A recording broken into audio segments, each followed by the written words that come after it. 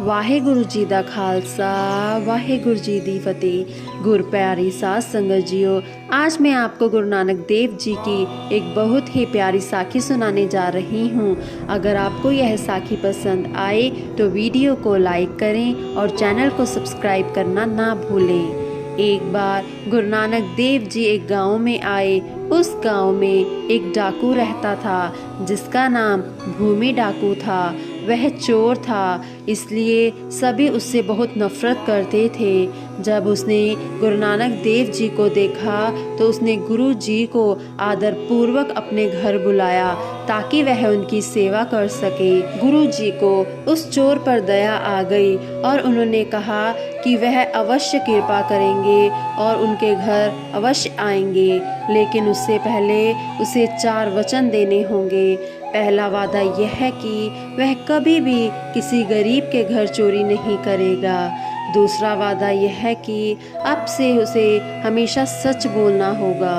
तीसरा वादा यह है कि अगर वह किसी के घर जाएगा और वहाँ खाना खाएगा तो वह उस घर से चोरी नहीं करेगा।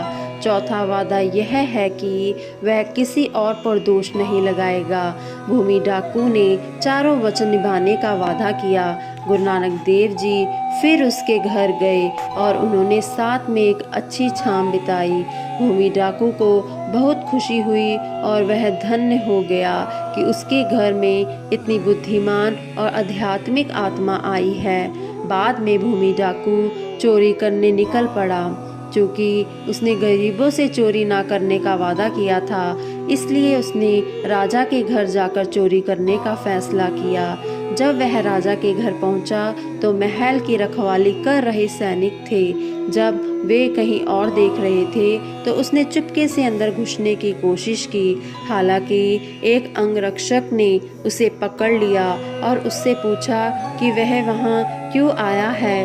भूमि डाकू को अपना वादा याद आ गया कि वह हमेशा सच बोलेगा, तो उसने सिपाही से कहा कि उसका नाम भूमि डाकू है और वह राजा से चोरी करने आया है। सिपाही ने उसकी बात पर यकीन नहीं हुआ और वह हंसने लगा।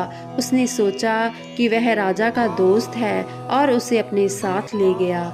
भूमि डाकू राजा के महल में चला गया। उसने मन ही मन सोचा कि गुरु नानक देव जी वाकई महान हैं। अपने वादों की वजह से वह अब तक के सबसे शानदार दौलत के करीब हैं जो उसने अपने जीवन में कभी नहीं देखी थी।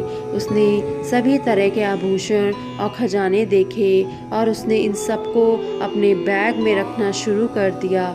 जब वह चोरी कर रहा था तो उसे एक बहुत ही अच्छी खुशबू आई। यह चॉकलेट केक की तरह महक रही थी। वह रसोई में गया और ओवन खोला और वहाँ एक सुंदर और स्वादिष्ट केक था। चॉकलेट केक उसका पसंदीदा था। वह खुद को रोक नहीं पाया और केक का एक टुकड़ा उठा लिया।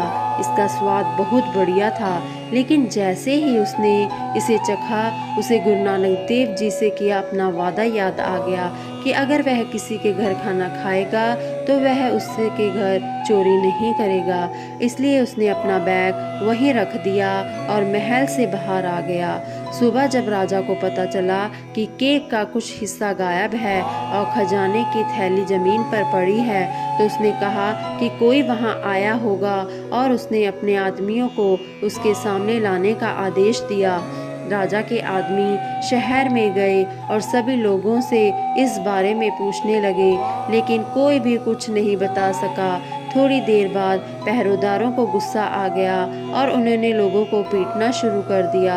लोग निराशा में चिल्ला रहे थे और कह रहे थे कि उन्होंने कुछ भी गलत नहीं किया है, लेकिन पहरेदारों ने उनकी एक ना सुनी और उन्हें पीटते रहे। जब भूमि डाकू ने लोगों को चिल्लाते हुए सुना तो उसे गुरु नानक देव जी से किया अपना चौथा वचन याद आ गया। इसलिए वह भागकर आया और राजा के आदमियों से कहा कि वे उसे पीटना बंद करें क्योंकि वे निर्दोष हैं। उनसे कहा कि वह डाकू है और उन्हें उसे सज़ा देनी चाहिए। इसलिए वे उसे राजा के पास ले आए।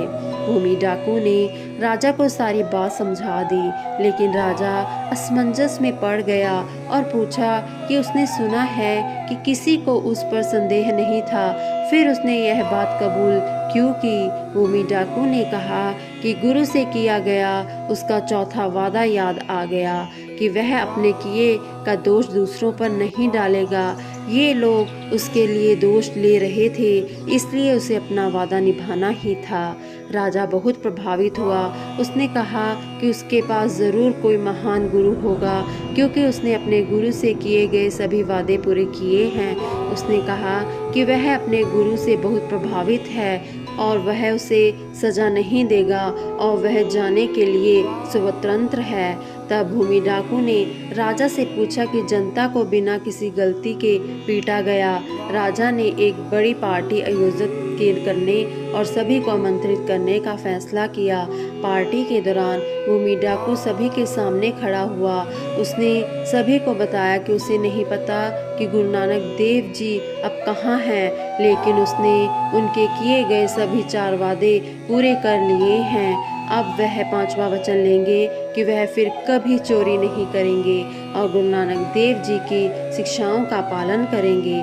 यह सुनकर लोग बहुत खुश हुए। राजा, भूमि डाकू और गांव के सभी लोगों ने मिलकर चॉकलेट केक खाया और उस दिन से सभी खुशी से रहने लगे।